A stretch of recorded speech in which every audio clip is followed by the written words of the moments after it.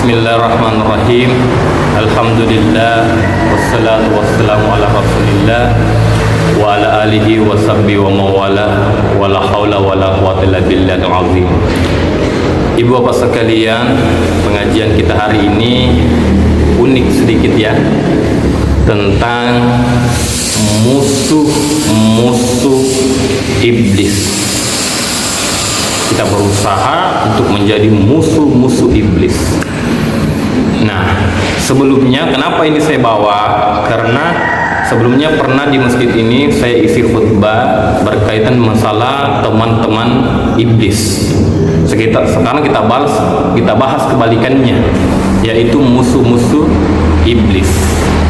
Nah, olehnya itu berusahalah kita untuk menjadi musuh-musuh iblis, jangan sampai menjadi teman-teman iblis.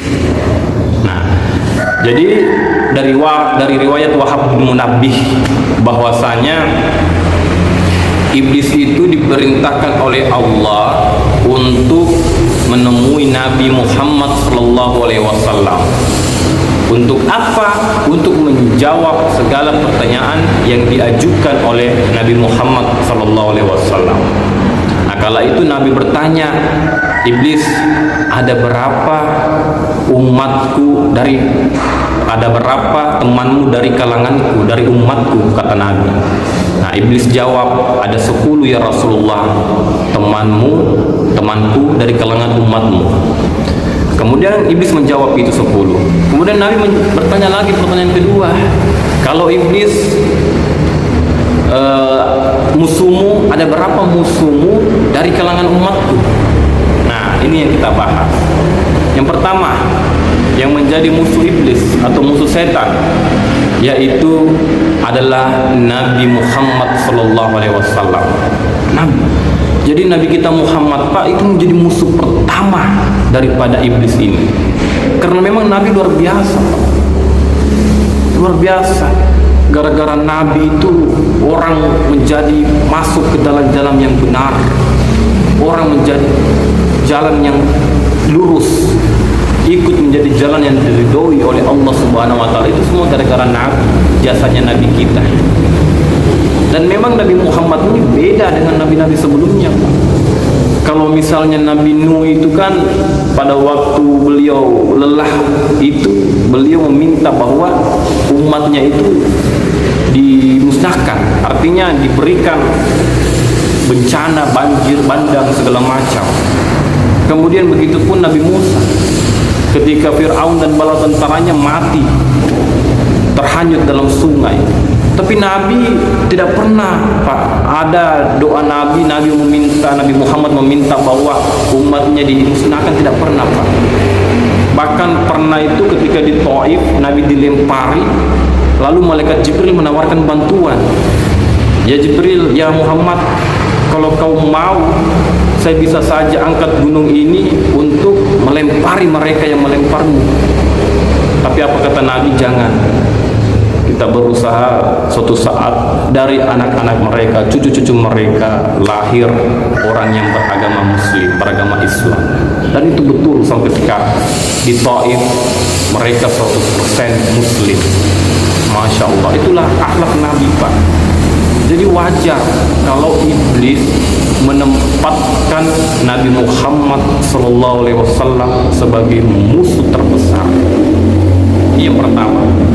Kemudian yang kedua adalah musuh terbesar iblis, yaitu pemimpin yang adil. Masya Allah, kalau pemimpin adil, Pak, insya Allah rakyat itu menjadi sejahtera. Rakyat menjadi sejahtera.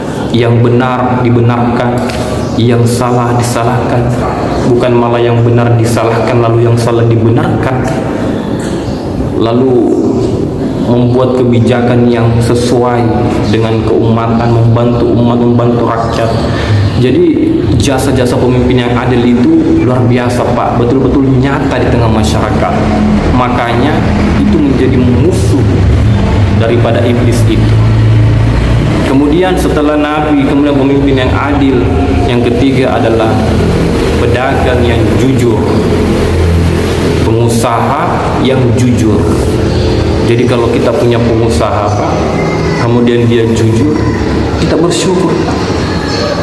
Artinya dengan kejujurannya itu maka barang akan beredar di pasar secara merata, tidak ada timbun menimbun, harga akan normal. Karena kalau pedagang itu berkhianat, pengusaha itu berkhianat, dia bisa saja menimbun barang, menyebabkan terjadi spekulasi, inflasi, harga naik dan sebagainya. Jadi pedagang yang jujur itu akan menjadi musuh iblis. Sebaliknya kalau pedagang itu berkhianat akan menjadi teman iblis. Nah, kemudian yang kelima adalah orang yang senantiasa khusyuk dalam sholat. Khusyuk itu kan artinya betul-betul memfokuskan diri. Ketika kita beribadah kepada Allah, yang ada di depan kita ini adalah Allah. Kita berdialog, menyerahkan hati, menyerahkan diri kita hanya kepada Allah. Itu yang khusyuk. Nah, sudah 5. Kemudian yang ke-6 adalah musuh iblis adalah orang yang ikhlas, senantiasa melakukan segala ibadah betul-betul karena pengaruh ikhlas, tidak mengharapkan pujian orang lain. Ketika dia beribadah tidak peduli mau itu dipuji orang atau tidak, mau itu didengar orang atau tidak, mau itu dikagumi orang atau tidak. Yang jelas dia beribadah semata-mata untuk Allah Subhanahu wa ta'ala. Kemudian yang ke-7 adalah orang yang memiliki rasa penyayang, menyayangi dia Pak, sesamanya. Bahkan bukan hanya manusia yang disayangi, lingkungan sekalipun disayangi, binatang, tumbuh-tumbuhan sekalipun dia sayangi Pak. Dia enggan untuk membuang sampah sembarangan, dia enggan untuk berbuat kasar kepada binatang. Itu orang yang penyayang. Kemudian yang ke-8 adalah orang yang taubat dengan istiqomah. Jadi taubat lalu dia istiqomah, bukan bilang tobat sambal, bukan bilang tobat makan lombok.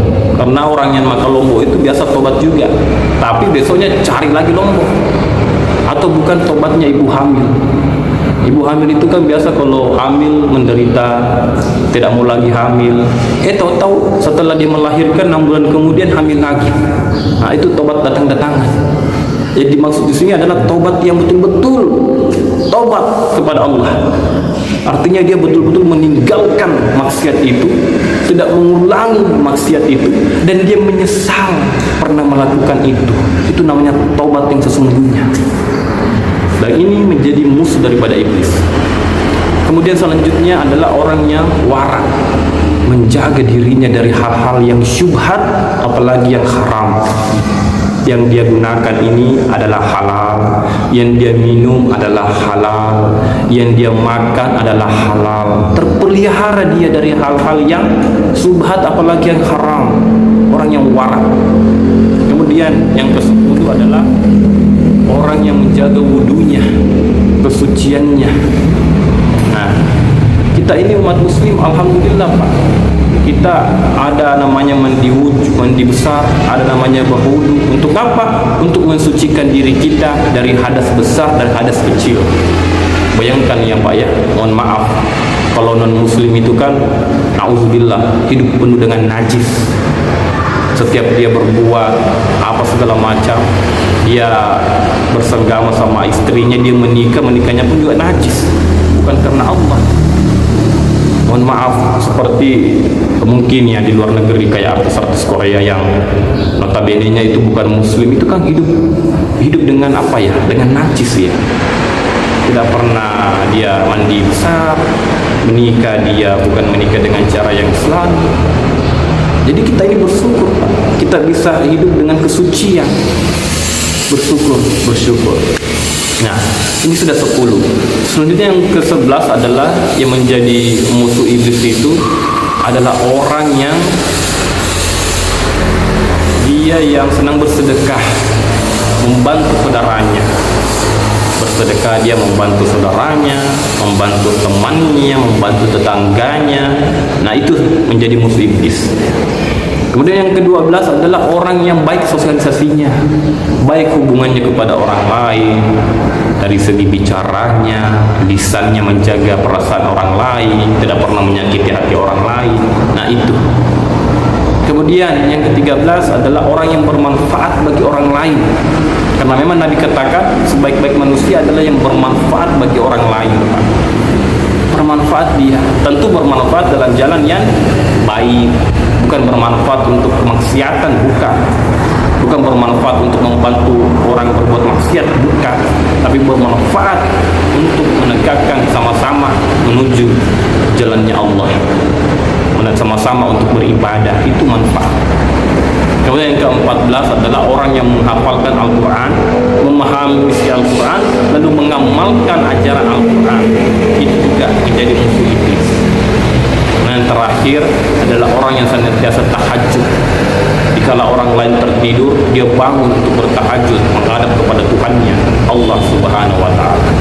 Hadirin Bapak sekalian yang insyaallah dirahmati Allah, karena kita tidak punya banyak waktu. Nah, jadi saya ulang, inilah 15 golongan yang menjadi musuh daripada iblis. Kita berdoa supaya kita ada termasuk dalam golongan ini, menjadi musuh iblis. Yang pertama saya ulang, musuh iblis itu Nabi Muhammad SAW. Olehnya itu selalu kita contohi, kita teladani Nabi kita Muhammad SAW. Kemudian yang kedua adalah pemimpin yang adil. Kemudian yang ketiga orang kaya yang rendah hati. Kemudian yang keempat adalah pedagang yang jujur. Yang kelima adalah khusyuk dalam ibadah, dalam sholat. Kemudian orang yang keenam adalah orang yang ikhlas. Kemudian yang ketujuh orang yang penyayang. Kemudian yang kedelapan orang yang senantiasa menjaga kesucian.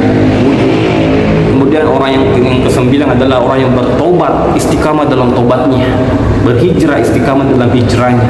Kemudian orang yang ke-10 orang yang warak, menjaga dirinya dari hal-hal yang haram.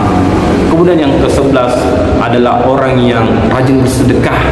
Kemudian yang ke-12 adalah orang yang membantu orang lain, berguna, bermanfaat bagi orang lain.